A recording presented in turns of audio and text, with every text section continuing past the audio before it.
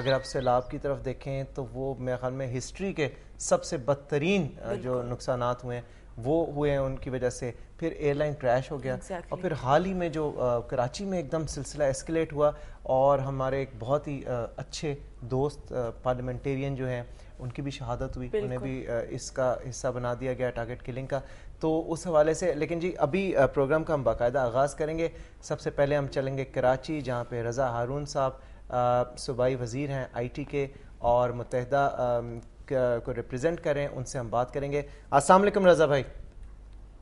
وعلیکم السلام. السلام علیکم رضا بھائی. رضا بھائی سب سے پہلے پوری جاگو دنیا کی ٹیم کی طرف سے اور پورے دنیا ٹی وی کے نیٹ ورک کی طرف سے بہت زیادہ کنڈولنسز رضا بھائی کے لیے, رضا حیدر بھائی کے لیے. یقیناً ایک بہت بڑا لاس اور جن حالات میں ہوا, جس طرح سے یہ ہوا, یقیناً قطعاً ان ایکسیپٹیبل. ہماری دعا ہے کہ اللہ تعالیٰ انہیں جنت الفردوس میں جگہ دے. رضا بھائی آپ سے یہ جاننا چاہوں گا کہ اتنا بڑا سانحہ ہوا اور یہ پہلی مرتبہ اس طرح سے ہوا ہے کہ متحدہ کے ایک پارلیمنٹیرین کو نشانہ بنایا گیا. بہت سی اس پہ انویسٹیگیشن بھی ہو رہی ہے, رحمان ملک صاحب کا بھی بیان سامنے آیا, لیکن حالات ابھی تک کچھ کلیئر نہیں ہوئے. یہ کہا جا رہا ہے کہ انہیں دھمکیاں موصول ہو رہی تھیں اور لشکر طیبہ کا بھی نام لیا جا رہا ہے, specially from the interior ministry. اس وقت تک جو حالات پروگریس کیے ہیں آفٹر دس انسیڈنٹ, اس حوالے سے جاننا چاہوں گا کہ تازہ ترین سچویشن کیا ہے.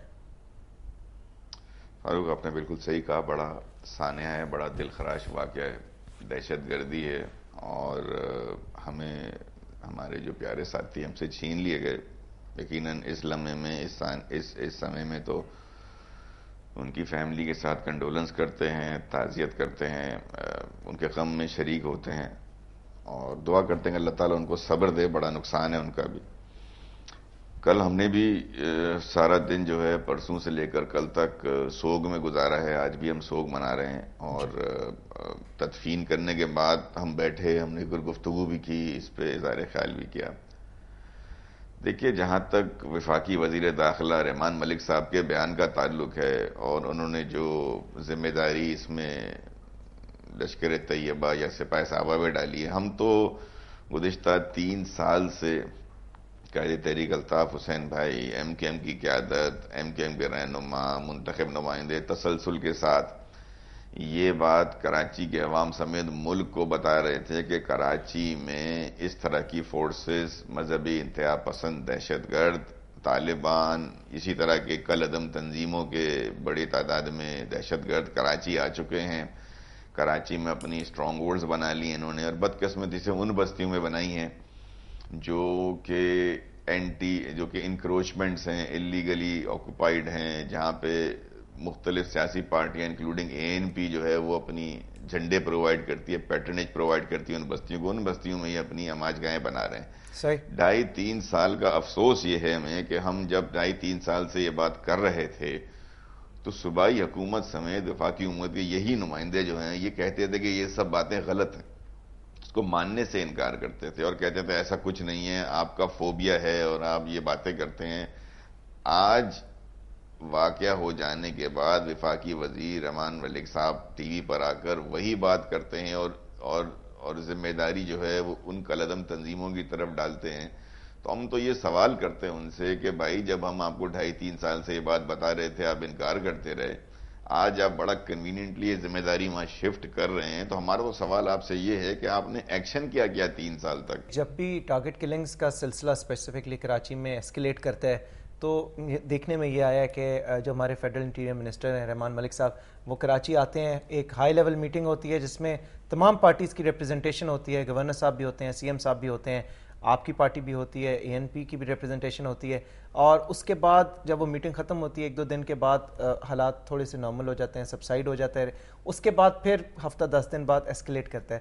میں آپ سے یہ جاننا چاہوں گا کہ اس میٹنگ میں کیا بات کی جاتی ہے, کیا چیز ڈیسائیڈ ہوتی ہے جس کی وجہ سے وقتی طور پہ تو مرہم پٹی ہو جاتی ہے لیکن پھر مسئلہ جو ہے وہ بگڑ جاتا ہے. اس میٹنگ کی افادیت کے حوالے سے آپ سے جاننا چاہوں گا.